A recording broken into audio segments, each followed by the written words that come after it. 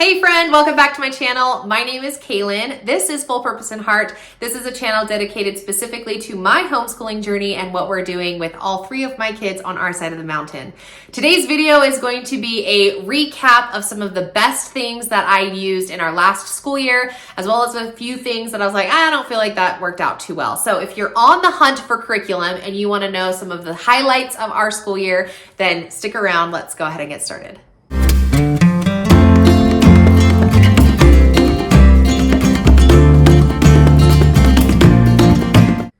All right, I just have a little stack here. I kind of went through the classroom and picked out some of the things as we are preparing for our open house at the end of the week. I just picked out some of the things that we loved and then a few things that I was like, I think this probably could have been better, but I would highly recommend that you do them in your school. So number one, we're just going to start with English. So we did these book studies, and this is something that I did a whole video around. I've talked about them kind of a lot because I was inspired by Instagram. They were kind of a buzz on Instagram. So I was like, what is this all about? And then we started them and it was just, it took off like a rocket and I loved it. So I will for sure be incorporating this in our next school year. So if you didn't see me talking about these, click the eye in the sky here or in the description box below. It will be my specific video on these. But essentially what you're doing is you're choosing books, any book that you want your kids to read, hello library, and then you're just creating, you're looking into them through the story elements.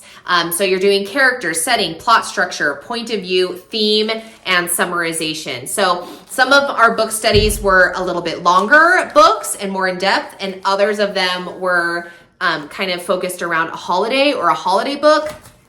Some of them were just for fun.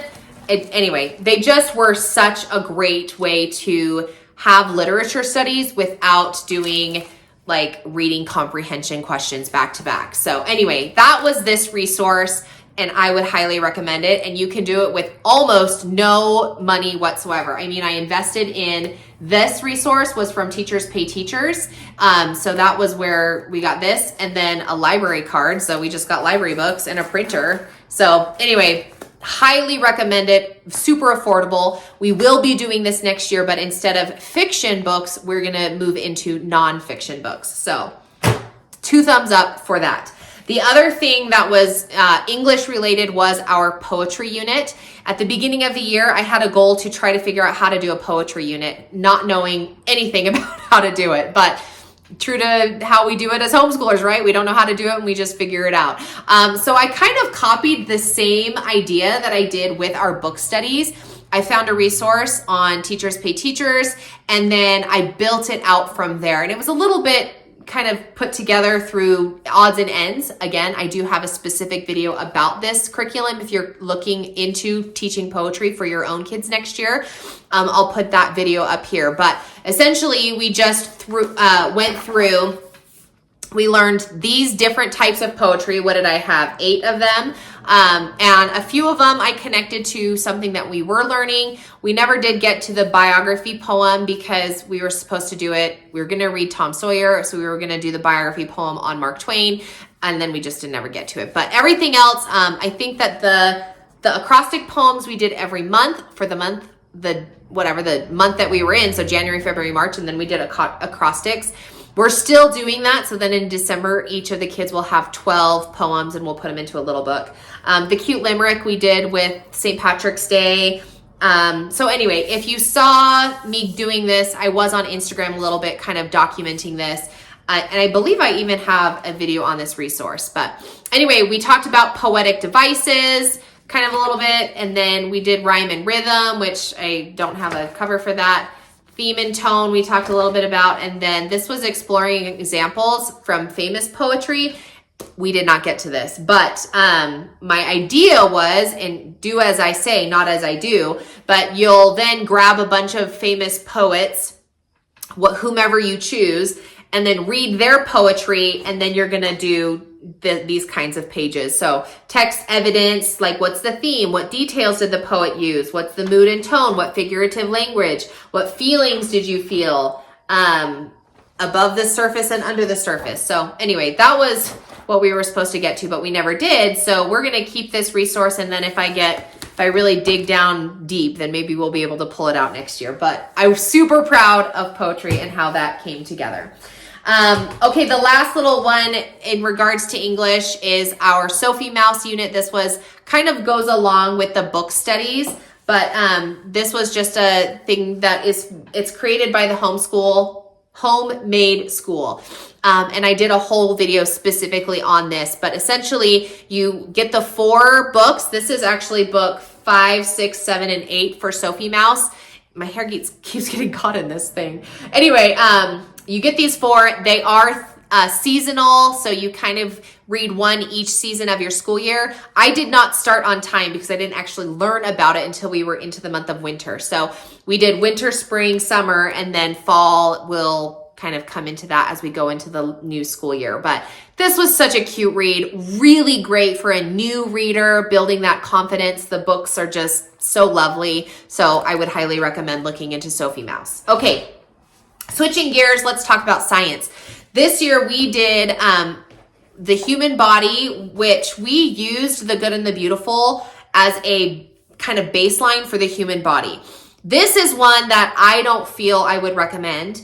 I want to love the good and the beautiful science, but it just doesn't seem to fulfill all of my check boxes or my needs or my teaching style for whatever reason. And I keep going back to it because I feel like I want it to be what I need it to be, but for some reason it just isn't. And so I know it's great for a lot of people. So if you haven't looked into the good and the beautiful, they are a really great company that will give you a good overview.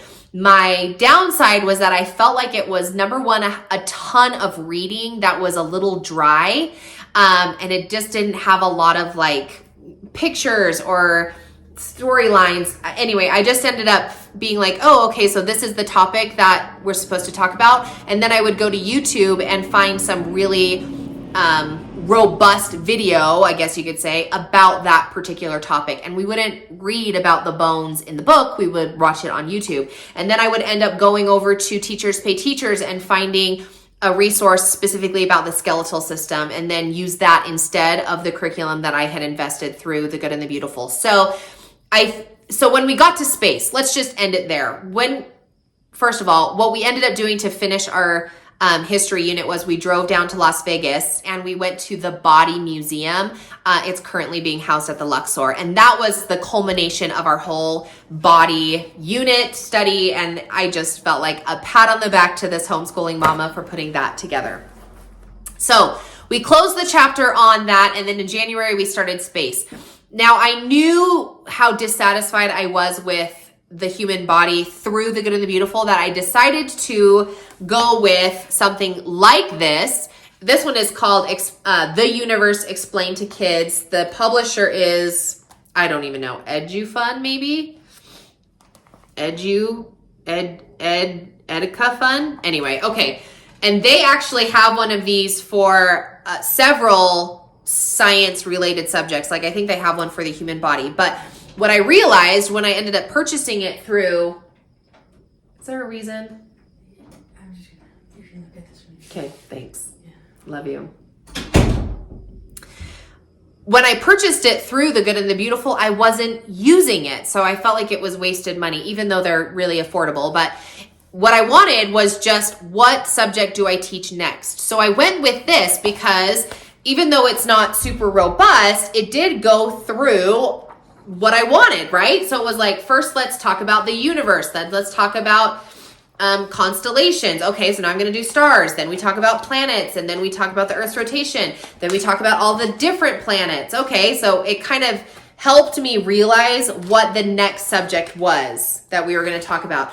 I then coupled that with my old, super old, science journal notebook thing that I made for, it actually was supposed to go along with the good and the beautiful, but I already had it. And so from there, I just kind of was like, all right, so here's some workbook pages that we were able to use.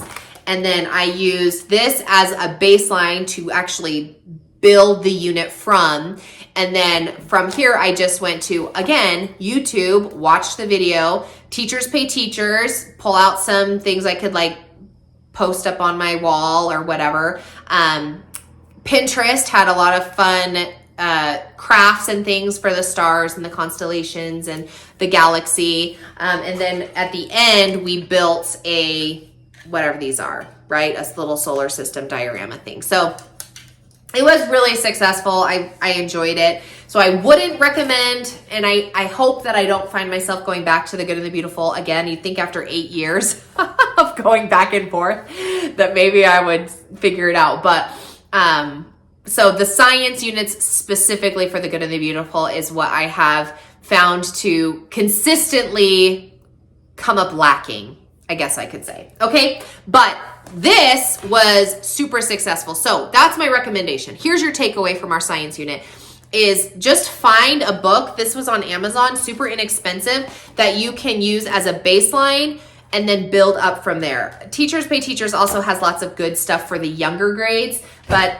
if you've got older kids like I do, the older and the more up in the grade levels they get, the less and less curriculum and like stuff there is available on the internet and whatever. So maybe that's a market that I need to tap into, right? If I make something for my kids, then I'll throw it up on my shop. So, okay. So the next one is science/history related, and that is our Mail Mondays. So this is Letters from the Wild. This is Journeys from Afar, maybe. I don't know. I have 3 and I can't remember which one is which, but they focus. Okay, so science, on the Monday that we open the Writings from the Wild, then I do a specific study just on that animal. Sometimes it's 1 or 2 days, sometimes it's a couple days, but usually it's just this super, super small mini unit. Now we did with the butterflies, we did pull out our butterfly thing, and I got the caterpillars, and we did the whole shebang for the butterfly unit. But when we did axolotls, and when we did the dormouse and the bull shark and the polar bear, all of those just had little mini units. And I got better as we went along, that I was like, okay, so I would go to her Instagram page, find out what the next animal was before we actually opened the letter. And then I would kind of do a hunt to see if I could find something that's already been made. And usually I would just end up making my own. So hold on to your hats and glasses, don't get sick. But you can see this is where we've been storing them.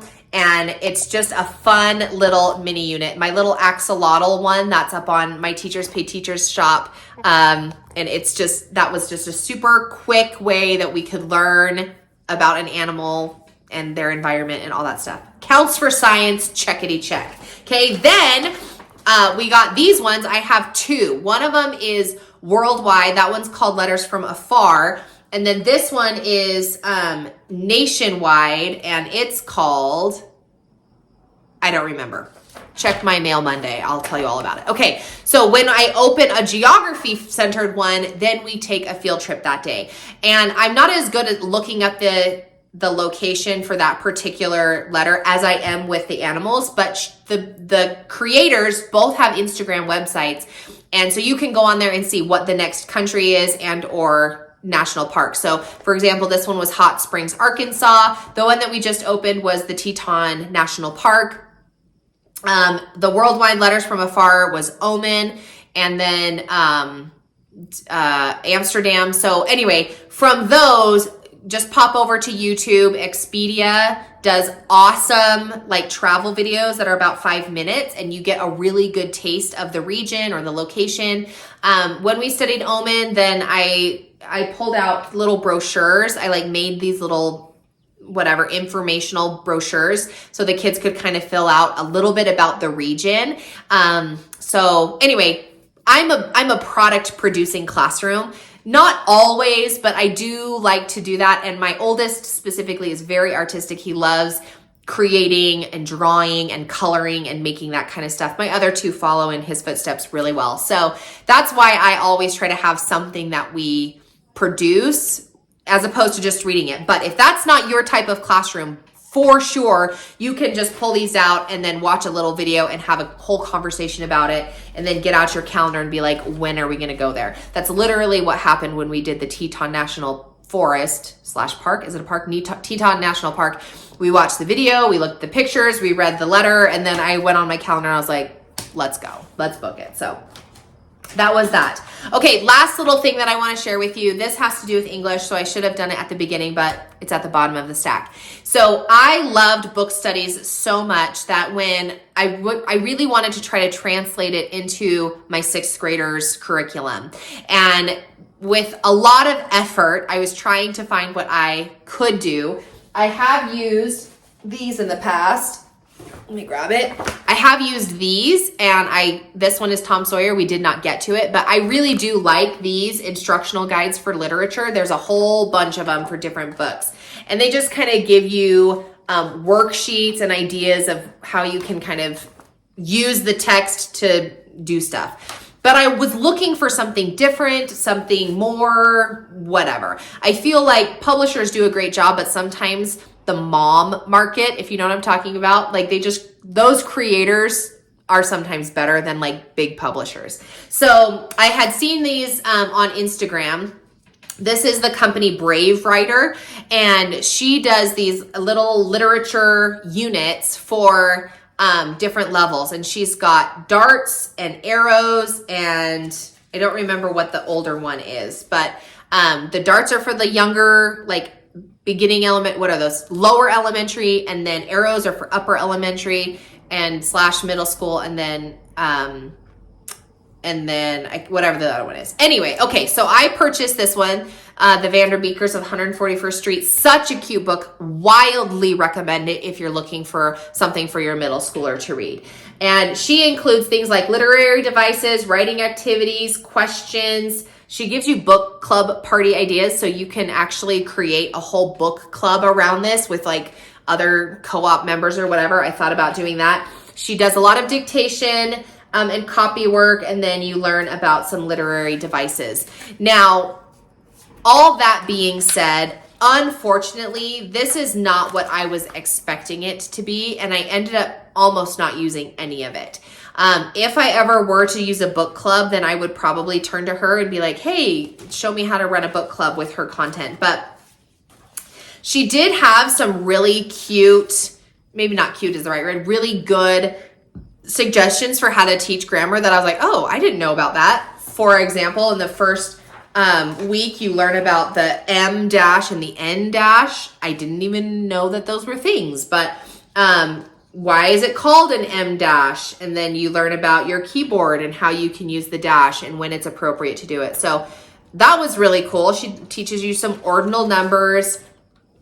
She always has a passage that you're going to kind of study off of, and then all of the literary and grammar focus and all that stuff comes from the short little passage of that week.